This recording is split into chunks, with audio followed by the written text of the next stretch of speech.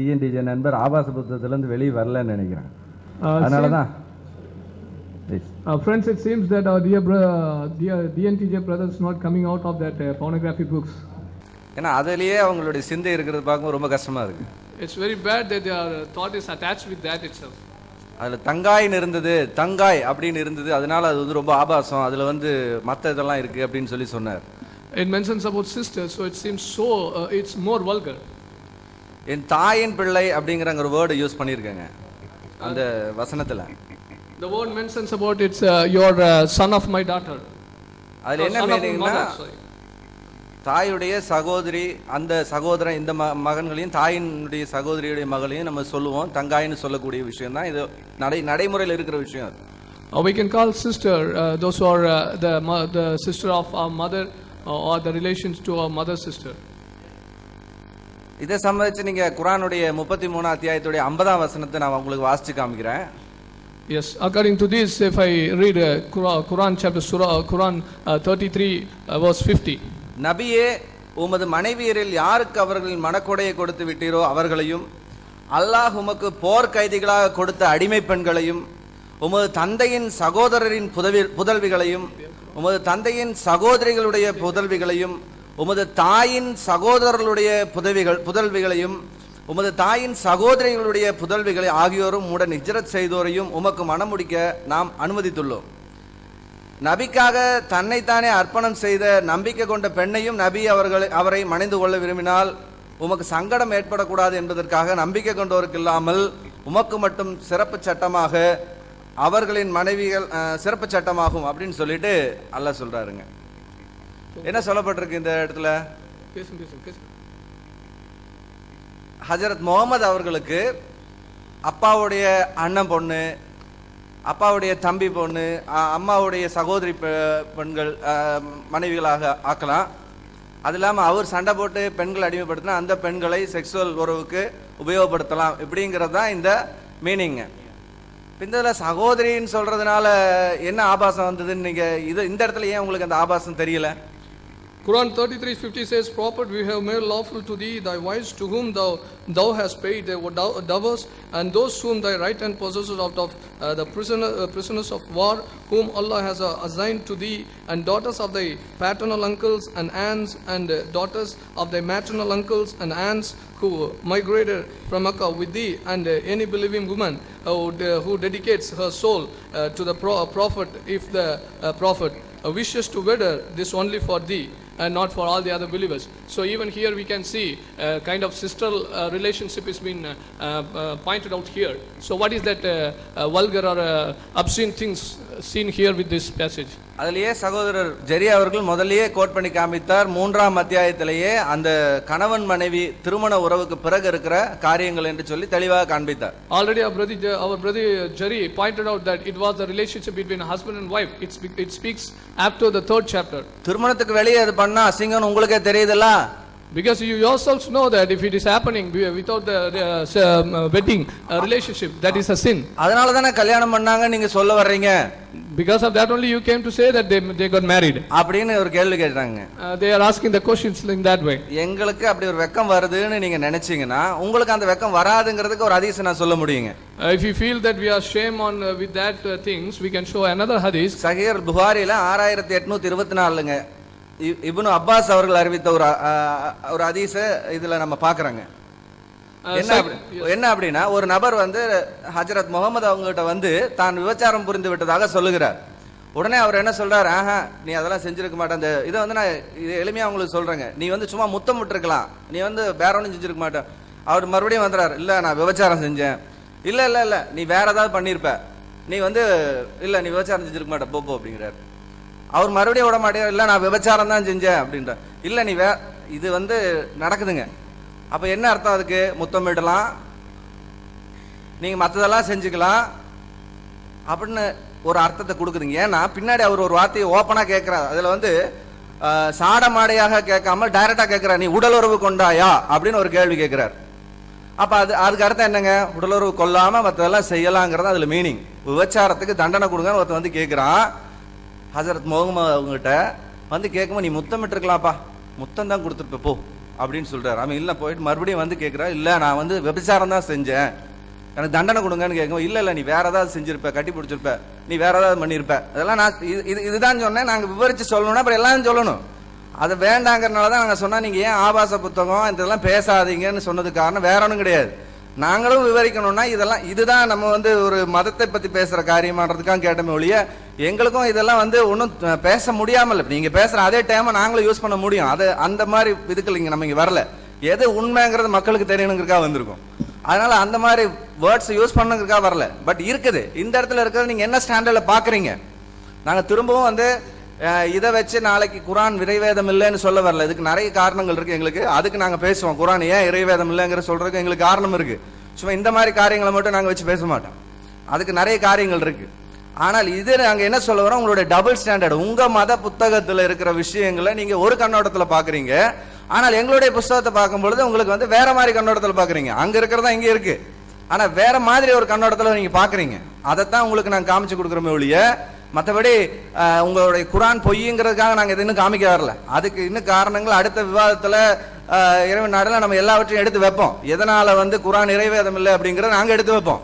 நீங்க வந்து இறைவேதம் எடுத்து வைங்க, அப்போ நம்ம வந்து அதை டிஃபெண்ட் பண்ணுவோம். ஆனால் இப்போ இன்னொரு வார்த்தை சொன்னாங்க ஜனா பிஜே அவர்கள். என்ன சொன்னாங்கன்னா, எல்லா கொஸ்டினுக்கும் ஒரே பதில் வந்து in that hadith it says that companion of Prophet Hazrat Muhammad came to Hazrat and said, I just committed adultery with someone. Hazrat Muhammad said, no, you might not have done that, you might have kissed her. And then he goes back and again he comes and asks for punishment, and he said, no, you might not have done that, you might have hugged her. And then again he comes, and then in little way, in direct way, that he is asking, did you have any physical intercourse with her? So what does it mean? Without having physical intercourse, he can hug, he can kiss, he can do all those things whatever he wants. So our standard is here that why we are saying this is a religious related issues. So that's why we are not using those kind of words. Otherwise, if you want us to use those words, so we can use. So that doesn't give any meaning. And we are not bringing all this concept to make your Quran as lie. We are not bringing that. We have a lot of things to bring it for the next debate. Now what we are showing to point out your double standard on which on your Quran and on the Bible concept. Once again, we have been answering some of their questions, although as for strict rules of debate, they have not even made the first step. நாம் அவர்களுடைய ஒரு சில கேள்விகளுக்கு நாம் பதில் கொடுத்து வந்தாலும் கூட விவாதத்தின் சரியான திட்டத்தின் அடிப்படையில் அவர்கள் இன்னும் எதற்கும் பதில் கொடுக்கவில்லை. விவாதம் என்பது ஆர்கியூமெண்ட்டை உள்ளடக்கியதாக இருக்கிறது, சர்ச்சை உள்ளடக்கியதாக இருக்கிறது. And if you fail to be logical in your argument, you are failing in your argumentation. உங்களுடைய வாதத்திலே நீங்கள் சட்டபூர்வமாக அல்லது நியாயபூர்வமாக இருக்க தவறினால் நீங்கள் உங்கள் வாதத்திலே தோற்று விடுகிறீர்கள். And so you go logically. நீங்கள் நியாயத்தின் அடிப்படையில் போவீர்கள் என்றால் it is being proven time and again that TNTJ is not confident about their own foundation. அது நேரத்துக்கு நேரமாக இப்படியாக நிரூபிக்கப்பட்டிருக்கிறது. டிஎன்டிஜே அவர்களுடைய சொந்த ஆதாரத்திலே உறுதியாக இல்லை என்பது. Their starting point or first premise in the argument. அவர்களுடைய விவாதத்திலே அவர்களுடைய தொடக்க நிலை என்னவென்றால், in an argument you have premise number 1, premise number 2, and then your conclusion.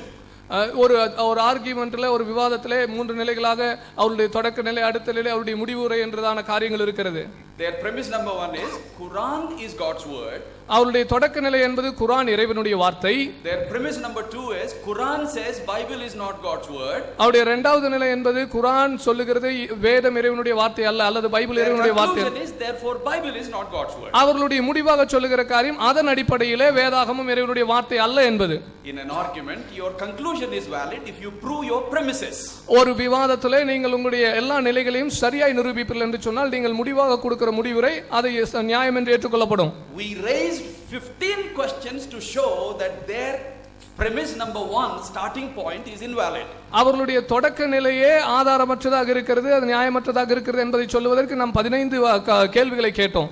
All 15 questions are hammering at their foundation. The building is toppling now. அவர்கள் கட்டி எழுப்புகிறதான அவருடைய building இடிக்கத்தக்கதாக அந்த 15 கேள்விகளை கேட்டும் அதற்கு இன்னும் பதில் இல்லை. They have not done anything to firm up their own foundation. அவர்களுடைய சொந்த அஸ்திபாரத்தை கட்டி எழுப்புவதற்கு அவர்கள் இன்னும் எதையும் செய்யவில்லை. You better start answering those 15 questions. If you have forgotten, we will reread those, recode those questions, sir.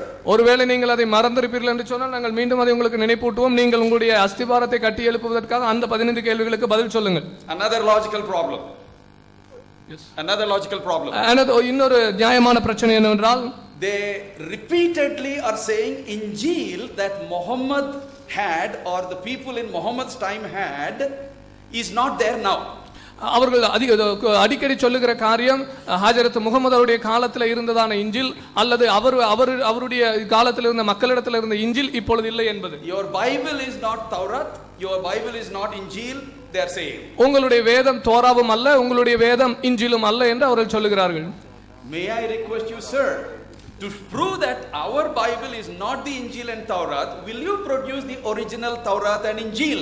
எங்களுடைய வேதம் இஞ்சிலும் தோராவும் இல்லை என்று நீங்கள் திரும்ப திரும்ப சொல்லுவீர்கள் என்றால் அந்த நீங்கள் சொல்லுகிற தோராவும் இஞ்சிலும் உங்களால் இப்பொழுது கொண்டு வந்து காட்ட முடியுமா? And your argument shows me that you seem to have read it day before yesterday or a few days back.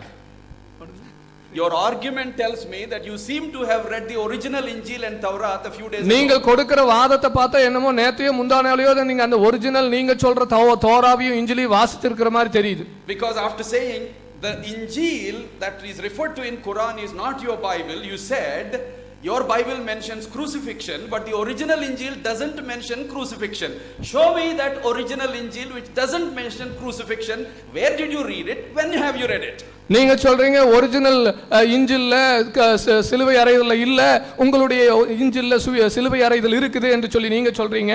அப்ப நீங்க அந்த சிலுவை அறைதல் இல்ல என்று வாசித்த அந்த ஒரிஜினல் இஞ்சில் எங்க இருக்குது அதை கொண்டு வாங்க. If you can't do this, your second premise also gets disproven, your whole foundation collapses. இதை நீங்க செய்யலன்னு சொன்னா உங்களுடைய அஸ்திபாரத்துக்கு இரண்டாவது நிலையாக இருக்கிற உங்களுடைய தர்க்கங்களும் வாதங்களும் தகர்க்கப்படுகிறது. PJ sir and dear friends, அருமையான பிஜே சாரும் அவருடைய நண்பர்களும் have a proper start in the debate.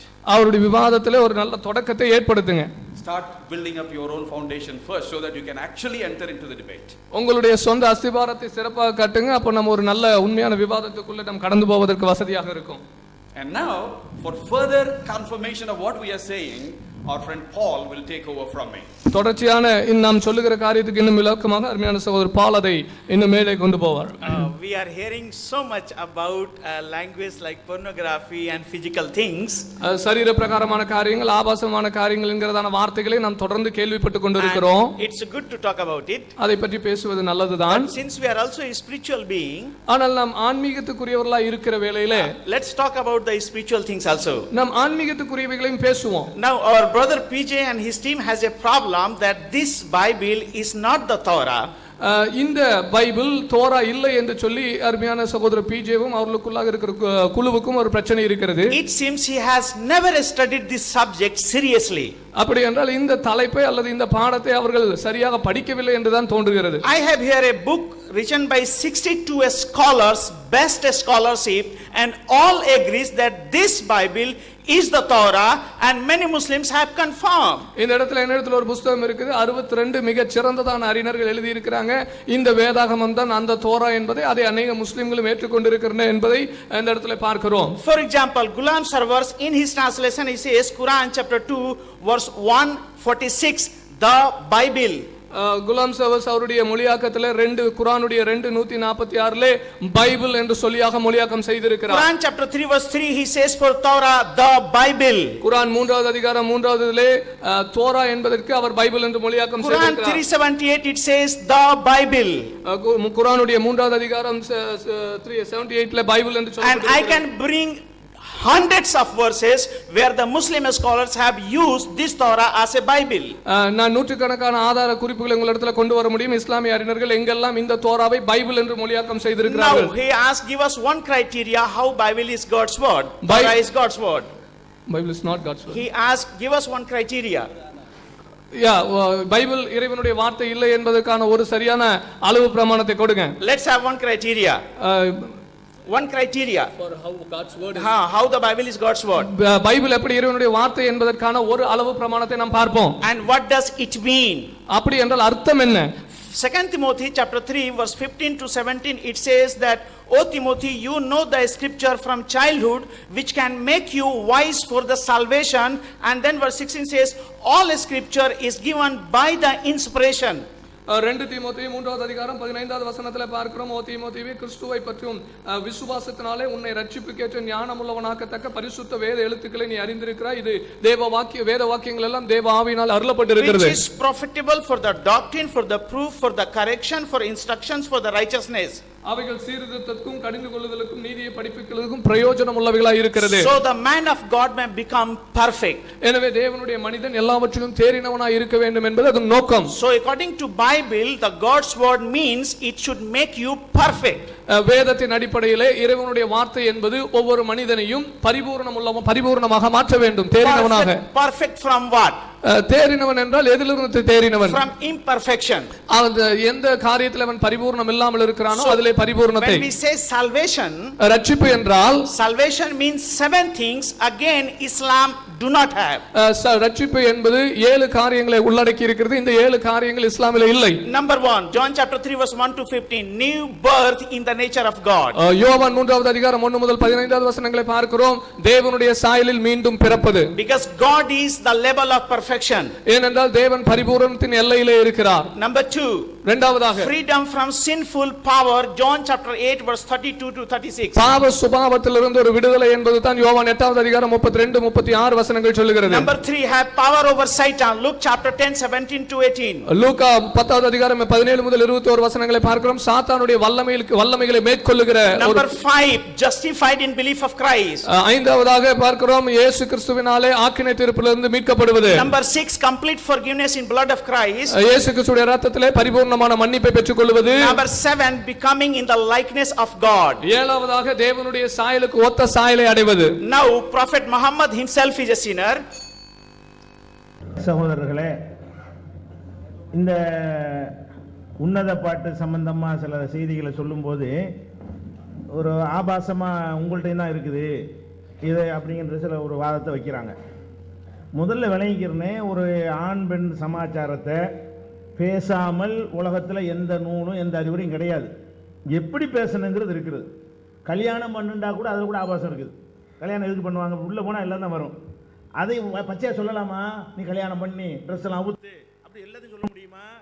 கல்யாணம் பண்ணி சந்தோஷமா இருங்கன்னா அதுக்குள்ளே வந்துடும். அப்படி பேசலாம். இந்த செக்ஸை பற்றி அது கண்டிப்பாக பேச வேண்டியது. எப்படி பேசணும்?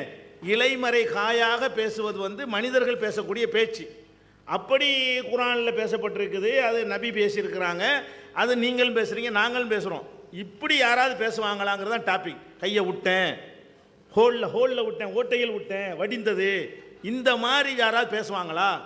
இதுதான் டாபிக். இப்படி பேசுறது கேட்டோம்னா, நீங்கள் தானே கல்யாணம் பண்ண சொன்னீங்க, நீங்கள் தானே அப்படின்னா கல்யாணம் பண்ணதுக்குள்ளே இருந்து அடங்கி இருக்குன்னா இது என்னங்க பேச்சு? இது நீங்கள் பேசலாம், நாங்கள் பேசலாங்க, இப்படி பேச இயலுமாங்க? இதுதான் டாபிக். இதில் என்ன சொல்கிறோம்னா, இதுக்கு பதில் சொல்கிறாங்க. என்ன பதில்? சகோதரின்னு சொல்லி கூப்பிட்டு பண்ணியிருக்கானையா, பொண்டாட்டி இருந்தீங்களே, சகோதரின்னு தானே கூப்பிட்டு சொல்லப்பட்டிருக்குன்னு சொல்லும் பொழுது, உங்கள் குர்ஆன்லையும் சித்தப்பனுடைய சின்னம்மாவுடைய மகளை கல்யாணம் பண்ணிக்கிறலான்னு சொல்லப்படும். அது சகோதரி தானே, அது நபி கல்யாணம் பண்ணலான்னு குர்ஆனில் இருக்குதே. அப்போ உங்களுக்கு மட்டும் சகோதரின்னா பிரச்சனை இருக்க மாட்டேங்குது, நாங்கள் சகோதரின்னா பிரச்சனையான்னு கேட்குறாங்க. சித்தப்பா சின்னம்மா மகளை கல்யாணம் பண்ணுறது எங்களுக்கு மார்க்கத்தில் கூடும், சகோதரி கிடையாது. அது கள்ளத்தனமாக நாங்கள் செய்ய வேண்டியதில்லை. நிறைய பேர் சித்தப்பா மகளை கல்யாணம் பண்ணிகிட்டு இருக்கோம், சின்னம்மா மகளை கல்யாணம் பண்ணிகிட்டு இருக்கிறோம். அது எங்கள் மார்க்கத்தில் எல்லாருக்கும் அனுமதிக்கப்பட்ட ஒரு விஷயம். அது ஆபாசமாக அசிங்கமாக கிடையாது. ஆனால் இங்கே சொல்கிற என்ன தெரியுமா? அந்த சகோதரி சொல்லலை, என் தாயின் மார்பில் வாய் வைத்து பால் குடித்த என் சகோதரனே. இவ எந்த மார்பில் வாயை வச்சு பால் குடித்தாலோ அந்த மார்பில் பால் குடித்த நீ சகோதரனா இருந்தா நம்ம கட்டி பிடிக்கலாம், என்ன வேணாலும் செய்யலாமே. இப்படி அப்போ கள்ள உறவு கள்ளத்தனமாக செய்கிறதுனால தான் பயப்படுறாங்க. பேச்சு என்னன்னு கேட்டால், இது கள்ள உறவு தான் என்பதற்கு தான் ஆதாரம் காட்டணே தவிர இதில் சகோதரி சொல்லலாமாங்கிறதுக்கு நான் ஆதாரம் காட்டலை. என்ன மேட்ரு? 2 பேர் இந்த மாதிரி அசிங்கமாக நடந்து கொள்கிறார்கள். நடந்து கொள்ளும் அந்த அம்மா, அந்த பொம்பளை சொல்கிறா, என்ன சொல்கிறா? நம்ம 2 பேரும் அண்ணன் கூட பிறந்த அண்ணன் தங்கச்சியா இல்லை, அண்ணன் தங்கச்சியாக இருந்தோன்னு வைங்க, நம்ம 2 பேரும் சேர்ந்து போனால் கூட யாரும் கேள்வி கேட்க மாட்டாங்க. அண்ணனும் தங்கச்சியும் போகிறாங்கன்னு நினச்சிக்கிருவாங்க. அப்படி இல்லாமல் போச்சே, ஒளிஞ்சு பண்ண வேண்டி இருக்குதே, ஓப்பனாக பண்ண முடியலையேங்கிறது தான் அதில் உள்ள கான்செப்ட். நீங்கள் மொத்தமாக படித்தா தெரியும். அப்போ இது கள்ள உறவை சொல்லுதுங்கிற நான் நிரூபிச்சு இருக்கும் பொழுது திரும்ப நீங்கள் என்ன செய்றீங்க, அந்த டாப்பிக்கை விட்டுட்டு சகோதரன் சொல்லக்கூடாதா? அதை பேச்சு கள்ள உறவா நிஜ உறவா? நிஜ உறவுனா இதுக்கு பயப்படணும். கள்ள உறவை எதுக்கு இதை சொல்லணும்? இதுதான் எங்களுடைய கேள்வி. அடுத்து என்ன சொல்கிறாங்கன்னு கேட்டால், முகமது நபிகிட்ட கூட ஒருத்தர் வந்தார், விபச்சாரம் பண்ணேன்டாரு. நீ இல்லைப்பா முத்தம் போட்டிருப்ப, அல்ல கட்டி பிடிச்சிருப்ப, நீ இப்படி பண்ணியிருப்ப, இதெல்லாம் சொன்னாங்களே, முத்தம் போடலாமா? இது ஆபாசம் இல்லையாங்கிறாங்க. ஏங்க, இது ஒருத்தர் விபச்சாரம் பண்ணுனா இஸ்லாத்தில் மரண தண்டனை கொடுக்கணும். ஒருத்தர் வந்து நான் விபச்சாரம் பண்ணிட்டேன்னு சொல்கிறாரு, மரண தண்டனை கொடுக்குறாந்தா சில பேர் என்ன செய்வாங்க, கட்டி பிடிக்கிறோட விபச்சாரம் நினைப்பாங்க. சில பேர் அசிங்கமாக பேசுகிற கூட விபச்சாரம் நினைப்பாங்க. இவர் எதை கட்டிக்கிட்டி பிடிச்சிட்டு வந்து விபச்சாரம் பண்ணிட்டா நினச்சி செத்து போயிடக்கூடாது, அதுக்காக வேண்டி அதை ஓப்பனாக கேட்குறாங்க. நீதிமன்றத்தில் அப்படி தான் கேட்கணும். முகமது நபி வந்து மத குருவாக இதை கேட்கல. அவர் தான் ஜனாதிபதி, அவர் தான் சுப்ரீம் கோர்ட் ஜட்ஜி. குற்றத்துக்கு மரண தண்டனை கொடுக்குற இடத்துல உட்காந்துட்டு இருக்கிறாரு. அப்போ நீதிமன்றத்தில் கற்பழிப்பு வழக்கு போய் பாருங்கள், கோர்ட்டில் எப்படி கேட்பாண்டு. கற்பழிப்பு வழக்கில் 2 பேரும் சேர்ந்து இருந்தவன கற்பழிப்பு மாட்டான், சேர்ந்து இருந்து பிடிச்சானா அங்கே கேட்கலாம். விசாரணை மன்றத்தில் என்ன செய்வான், எல்லாத்தையுமே கேட்கணையே. அந்த காரியம் வரைக்கும் நடந்துச்சான்னு சொன்னால் தான் தண்டனை கொடுக்க முடியும். அப்போ முகமது நபி வந்து ஒரு சுப்ரீம் கோர்ட் ஜட்ஜாக இருந்து கொண்டு விபச்சார குற்றத்தை விசாரிக்கும் பொழுது அதோட என்ன செய்கிறாங்க, அவராக வெளியே வந்து சொல்கிறாரு, நீ விபச்சாரம் நெசமாக பண்ணியா, கட்டி பிடிச்சிட்டு விபச்சாரம் நினைக்கிறியா, முத்தம் கொடுத்துட்டு விபச்சாரம் நினைக்கிறியாப்பாங்கிறாங்க. அதுக்காக அது சரின்னு அர்த்தம் கிடையாது. அதுக்கு இந்த தண்டனை கொடுக்க முடியாது, உயிரை போக்குற தண்டனை கொடுக்க முடியாது. அது ஒரு சின்ன தப்பு. விபச்சாரம் பண்ணுறது பெரிய தப்பு. அப்போ பெரிய தண்டனை கொடுக்கறக்குரிய தப்பு செஞ்சாரா என்பதை விசாரிக்கிறதுக்கு சொன்னதெல்லாம் இது கம்பேர் பண்ணுறாங்க. உங்கள்கிட்ட தான் ஆபாசம் இருக்குது, இது ஆபாசமா? இது இப்படி ஓப்பனாக கோர்ட்டில் கேட்கலாம், நாங்கள் கேட்கலாம், நீங்கள் கேட்கலாமே. ஒருத்தர் வந்து சொன்னால் நீங்களே எல்லாமே நினச்சா எல்லாம் குடும்ப பஞ்சாயத்து வரும், கணவன் மனைவி பிரச்சனை. அப்போ கேட்போம், ஒன்றுமே இல்லை, என்ன ஒன்றுமே இல்லைண்டா என்ன, இல்லை ஒன்றுமே இல்லைம்பாங்க. அதாங்க விவாகரத்து கேட்குறீங்களா, ஒன்றுமே இல்லைண்டா என்ன? அப்போ கேட்கணும். ஏன் அந்த இடத்துல கேட்கறதுக்குரிய ஒரு சபை. இது கள்ளத்தனமாக ஒளிஞ்சிக்கிட்டு போய் இந்த மாதிரி ஓட்ட வழியாக கையை விடுறாங்கிற எப்படி இதுக்கு பொருத்தி காட்டவே முடியாது. அடுத்து என்னன்னு கேட்டால், அடுத்து விவாதத்துக்கு இலக்கணம் பழையபடி. விவாதம்னா அப்படி இருக்கணும். நீங்கள் பார்க்குற எல்லாருக்கும் தெரியும் நாங்கள் என்ன கேட்குறோம், நீங்கள் என்ன சொல்லிக்கிட்டு இருக்கிறீங்க. இருக்கிற நேரத்தை நல்லா பயன்படுத்துறீங்களா இல்லையா? நம்மளால் ஆன்மீக சபையில் இருக்கிற வாஸ்தவம் தான். ஆன்மீக சபையில் இருந்தாலும் இது விவாதம் நடந்து கொண்டு இருக்குது. நீங்கள் சொல்கிறது சரியா, நாங்கள் சொல்கிறது சரியா? அப்போ உடைச்சி தான் பேச வேண்டிய. இட்டுக்கட்டி சொன்னால் கேளுங்க. இருக்கிறத வாசிச்சு இப்படிலாம் வேதம் இருக்கலாமாங்க? ஏன் இதை போய் நம்ம வேதம் நம்பணும்? இதை விட்டு வெளியே வாங்க, இது யாரோ எழுதி என்னமோ பண்ணி ஏமாற்றிருக்கிறாங்க, அதுவே பேசுது, அதில் வாசகத்தை பார்த்தாலே இது கடவுள் சொல்லியிருக்க மாட்டார் அப்படிங்கிறதுக்கு தான் நாங்கள் எடுத்து காட்டுறோம். அது இப்படி தான் நிரூபிக்க முடியும். அதுக்கு தான் நாங்கள் சொல்லிக்கிட்டு இருக்கிறோம். அடுத்து என்ன, ரெச்சிப்புடைய 7 காரியங்கிற அது என்ன தலைப்பு? அது ரெச்சிப்புக்குரிய 7 காரியம் முஸ்லீம்கிட்ட இல்லைங்கிற அதான் தலைப்பு. ரெச்சிப்புக்குரியதை பற்றி ஒரு தலைப்பு கூட கொடுத்துருக்கீங்க, அப்போ பார்த்துக்கணும் அந்த 7 காரியத்தை. நீங்கள் தலைப்புக்கு சம்மந்தம் இல்லாமல் ஒன்று எடுத்து போட்டு பைபிளில் தப்பிக்க பார்க்காதீங்க. அது வந்து நீங்கள் பதில் சொல்லணும். இதெல்லாம் ஒரு நாள் நீங்கள் பதில் சொல்லலை. அடுத்து என்னன்னு கேட்டால் சொல்லுங்க. சொல்லுங்க. Dear brothers,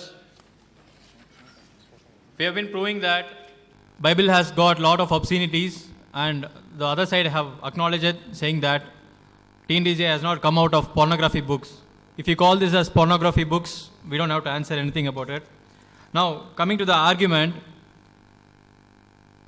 whenever we quote any obscenity from Bible, they are quoting few verses from the Quran and Hadith, saying that this speaks about marriage. There is a lot of difference between speaking about a marriage and an illicit relationship. Even if you have to advise somebody to get married, it means that he will have sexual relationship with his wife. That doesn't mean that you will have to explicitly say everything, explicitly describe everything. That doesn't mean. Also, they said the word sister used in Bible is referring to the way how you have in Quran, wherein your father's younger brother's daughter is halal, is lawful for you to marry. There are a lot of difference because we Muslims do not consider this as illicit. As per our religion, we are allowed to marry our uncle's daughter, be it father's brother or mother's brother. There's no point about it. Number 3, if you see that verse in the Bible, it speaks about the sister and further explains that, you know, how do I mean sister? I meant as if I drink milk in my mother's breast, and the same breast you drink milk. So this brother and the brother what you are quoting is entirely different.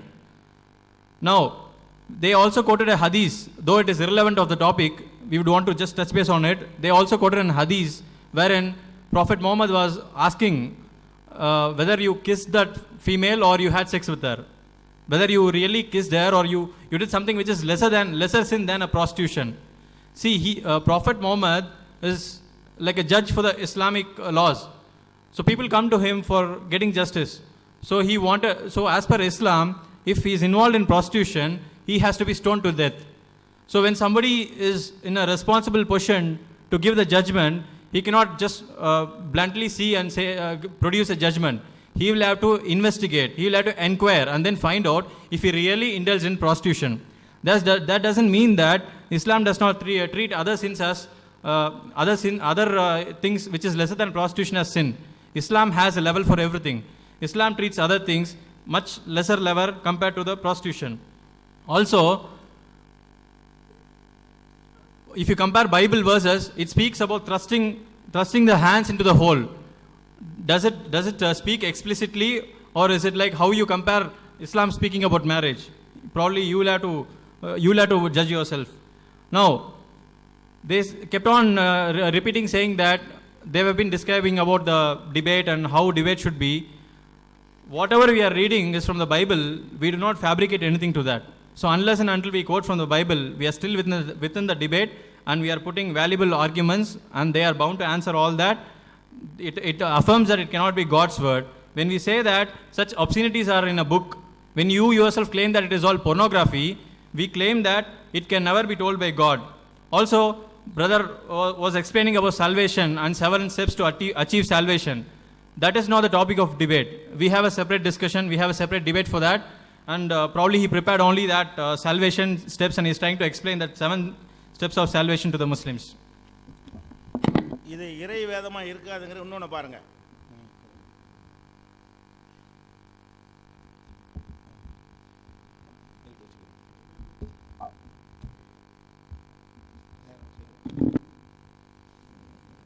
அன்பிற்குரிய சகோதரர்களே, பைபிளில் உள்ள ஆபாசங்களை நாம் பட்டியல் போட்டு கொண்டிருக்கின்றோம்.